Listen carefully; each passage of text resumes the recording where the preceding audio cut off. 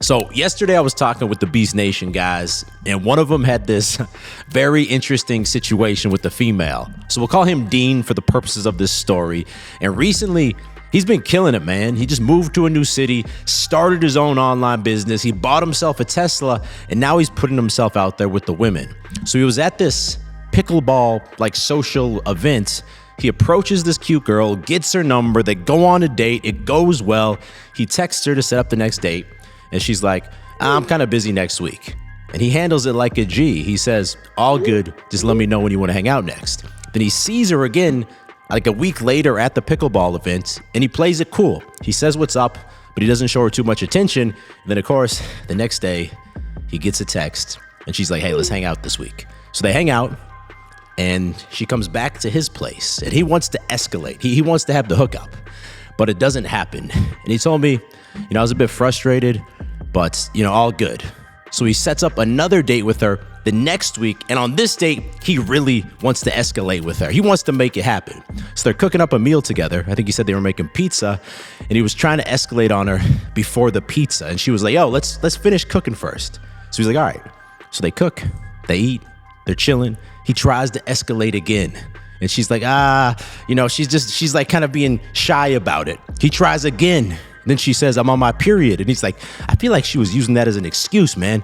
I really wanted to hook up with her. And I tried, 2 more times. Then the evening ended kind of awkwardly. And the next day I get this text from her saying, hey, it seems like you just are looking for a quick hookup.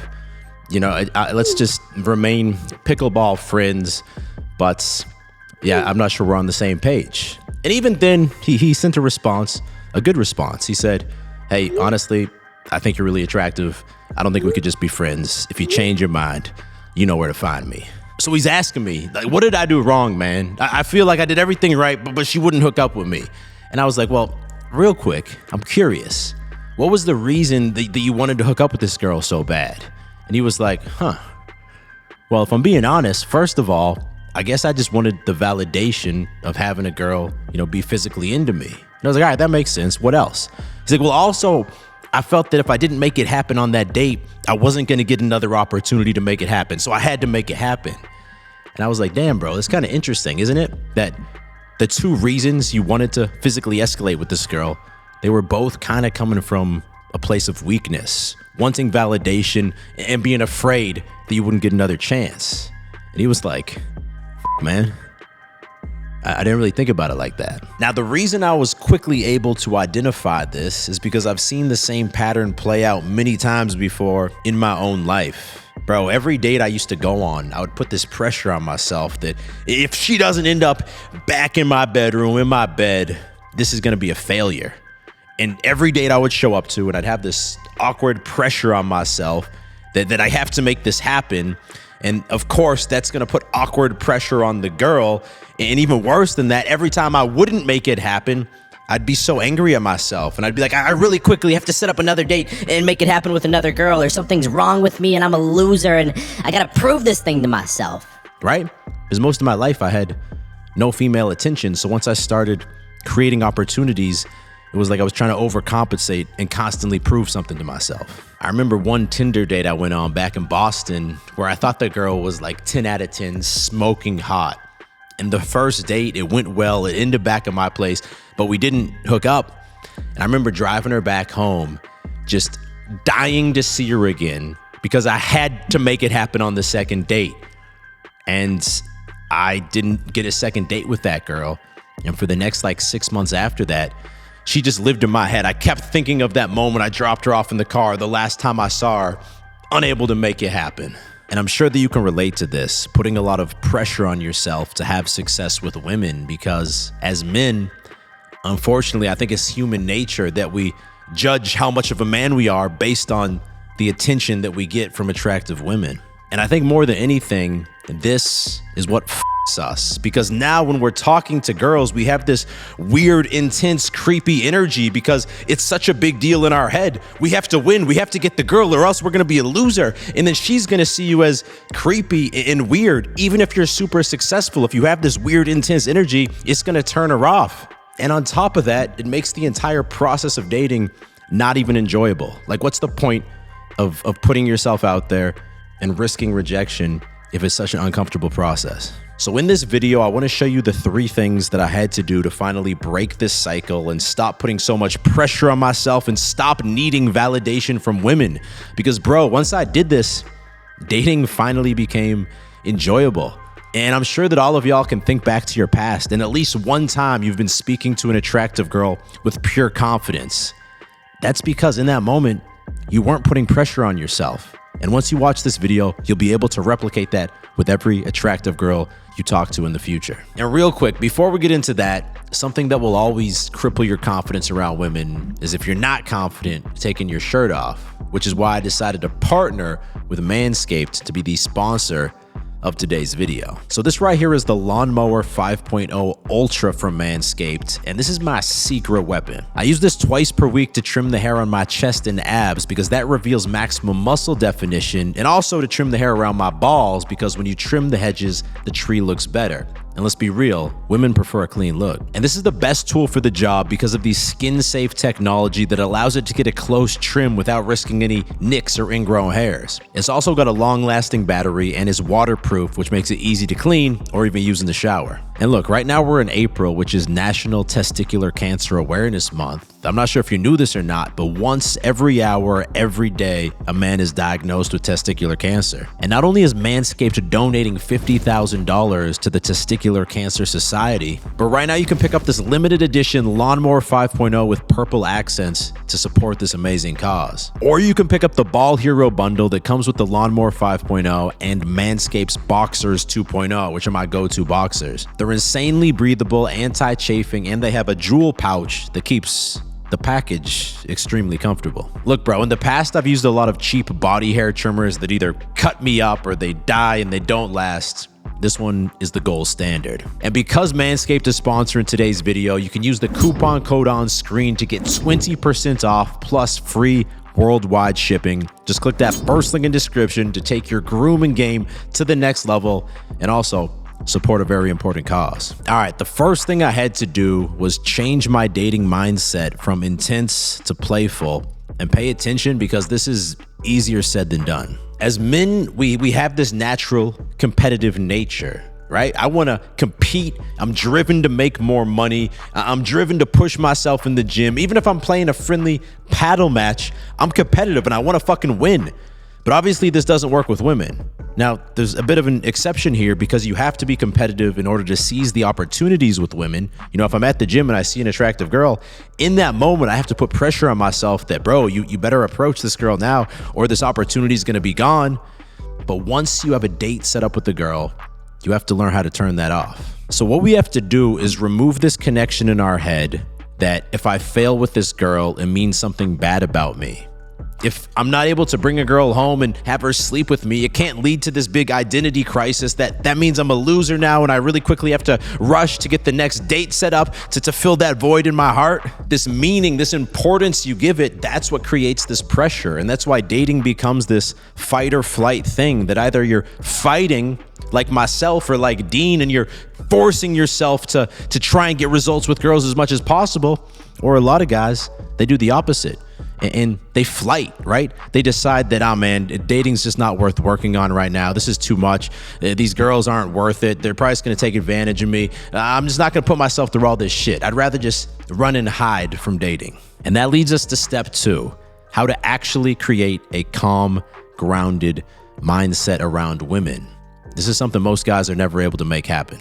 So I had to start observing my thoughts and pay attention to when I would have one of these really intense thoughts. So maybe I was getting ready to go on a date and in my mind, I was already saying, all right, bro, it's game time, man. You only got one shot with this girl. You better fucking she better end up back here in the bedroom. Or maybe you're on the date talking to the girl and you've been there for 30 minutes or an hour and you're starting to look at your watch like, man, if I don't make the move soon, it's going to be too late and the attraction is going to be gone. I got to start making the move now. So when you have one of these intense thoughts, you need to look at it as if it's this external thing. You know, imagine a little bubble floating in front of you. And then what you need to do is simply swipe that away and visually watch it go away. This isn't instantly going to solve this, but it's going to prevent you from indulging in it and giving that thought more and more power. Like, damn, bro, you're right. We really got to make sure this happens tonight. What are we going to do? We got to make sure this happens tonight. Or, oh my God, damn, if I don't make this move now, it is going to be too late. What am I going to do, man? Watching that thought dissipates, watching it go away, it should at least, for the moment, allow you to not indulge in it and go down that dark path. And by the way, this is a repetitive thing. You don't just do it once and you're good. No, this is like practice. You're training your mind not to be so intense. Maybe for you, this doesn't work. And that thought, it just stays there. It comes back 30 seconds later, then a minute later. Well, something else that it's a bit funny, but it's really effective is you need to actually speak this thought out loud to yourself in the most wimpy, simpy voice ever. So if I'm thinking, oh, I better close the deal tonight or I'm a loser, you say it to yourself like, I better bring this girl home and close the deal tonight or else it means that I'm a loser and no girl will ever like me after this. It's funny, bro. It forces you to get into a playful mood and not get caught in that intense mood. Obviously, on the date, you're not going to tell the girl, oh my God, if I don't make a move on you right now, you're going to leave me forever. But maybe you hear yourself saying that in your head. And I guarantee you that's going to bring a smile to your face. In step 3, you have to have the correct goal. You know, my goal back in the day was bad. It was, I just want to hook up with as many girls as possible because that's going to make me a man, right? And that led me to pursuing, even I'd be on dates with girls I really wasn't that into, bro. And I would still be like, well, I could probably make it happen. And what did that lead to? A meaningless night of not even enjoyable sexual experience, and then wanting the girl not to be there. And now with all that I've learned about how, you know, when you have a new romantic partner, it releases oxytocin in your brain, and that is a pair bonding chemical, and it makes it more and more difficult then to actually healthily pair bond with future partners, on top of just being a bit of a degenerate thing that can risk sickness, but also just be a time and energy suck. I don't think that that's the right goal to have. I do think that today a lot of guys have rejected that degeneracy, so to speak. And a lot of guys are like, I want to, save myself for marriage. I don't think too many guys have that intense of a mindset, but I think a lot of guys aren't sure. Okay, but what really should my goal be? If I'm not trying to hook up with girls, should I even be going on dates then? Or like, what makes sense here? At the same time, we got to be real with ourselves. We're men, and when we see a girl we're attracted to, we're going to have this natural, visceral reaction that I would like to get physical with that girl. I would like to get intimate with her. So the mindset and the goal that I would suggest that you have, and this is how I would think if I was single right now, would be that, well, first, when I see a girl I'm attracted to, I do need to put pressure on myself to take advantage of that opportunity and ask her, hey, you seem like a cool girl. Do you want to hang out sometime? And then if we have a date scheduled, this is where things could get tricky. Do you go for the hookup or do you do something else? Well, what I realized once I was able to observe these thoughts without getting attached to them, and no longer was I putting pressure on myself that I got to hook up with her on the first date, naturally the mindset becomes, hey, let me just enjoy this evening with this attractive girl. And if you're not even able to enjoy your time with the girl because there's no vibe between you guys, well, what's the point in pursuing that any further? Obviously, it's not the right match. But if she's hot and you like her and you guys are genuinely enjoying your time together, the timeline it doesn't really matter that much anymore, bro. Sure, maybe sometimes it happens on the first date. Other times it's going to take longer. Of course, as a man, it's going to be your job to lead things where you want to lead them. If you want to get physically intimate with a girl, it's not going to be possible for that to happen unless you invite her over to your place. But I learned that I definitely had an unhealthy focus on wanting sex to happen as fast as possible. And once I was able to stop putting this pressure on myself and show up to dates with a playful energy, it just didn't matter that much anymore, bro. If it happens, good. If it doesn't happen, that's fine too. The game becomes a lot more about capitalizing on the opportunities when you see girls you're attracted to, and then after that, genuinely enjoying the time with them. Your time is your most valuable resource, and you don't want to spend that just mindlessly chasing women. If you think a girl's hot and you like her and you enjoy hanging out with her, that's a good sign to keep investing time there. I think trying to create any hard rules for yourself, like I better, hook up with 3 girls this month, it's just unhealthy, and by definition, it's going to put you on that wrong path of having that creepy, intense energy. That all being said, I hope this video challenged your mindsets towards women and dating and gave you some clarity about what you should be doing next in your dating life. If you found it helpful, I recommend you watch this video next. It's about 10 years of brutally honest relationship advice for men. Look, I was in the dating game a long time, and I've been with my wife for a long time now, and that video reveals some of the most important lessons I learned about how to properly lead a relationship. Click there to watch that now. If you're new to the channel, click down there because I release 2 new videos every single week. You don't want to miss them. I'll talk to you in the next video. Stay beastly.